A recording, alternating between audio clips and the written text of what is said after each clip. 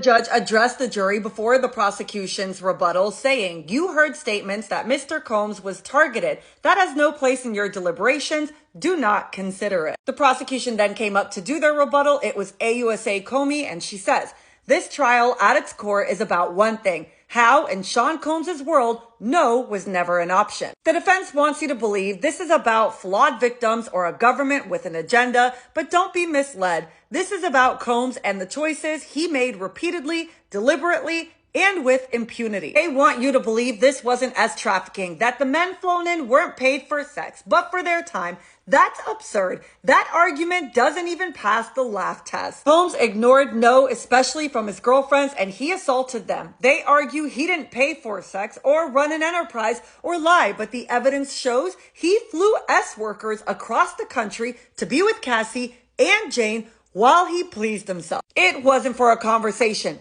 It was for sex. Remember Daniel Phillip? He said he was paid for sex. When he didn't perform, he wasn't paid. And Punisher, $500 for no sex, thousands if sex occurred. The prosecution had access to all witnesses, not just these two. They might have worked gratis for a masked celebrity, but they didn't. They were paid. The defendant is guilty for count 3 and 5. An enterprise can mix lawful and unlawful acts. KK, they say witnesses were equally available, but did they agree to at least 2? Yes. Kid Cudi corroborates the kidnapping. She was forced to go with them. Mr. Agnifilo claims Combs fought with his girlfriends, but when it comes to men, he needs pew-pews. They claim he had nothing to do with the Molotov cocktail that exploded Scott Miscuti's car, but you heard Cassie Ventura. She testified clearly. He said he was going to blow up the car, and then the car exploded. So he didn't light the fuse himself, but that's not how power like his works. He made the threat, and lo and behold, it happened.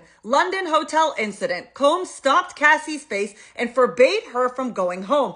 This is kidnapping. Eddie Garcia was afraid to call police under their agreement. Combs said, "Watch your spending." That's bribery. This is a man who can't even get his own water bottle or charger. He delegates. KK knows about the Wild King Knights escorts. The only reason for thousands in hotel rooms is to pay escorts. KK's knowledge implicates Combs in count 1.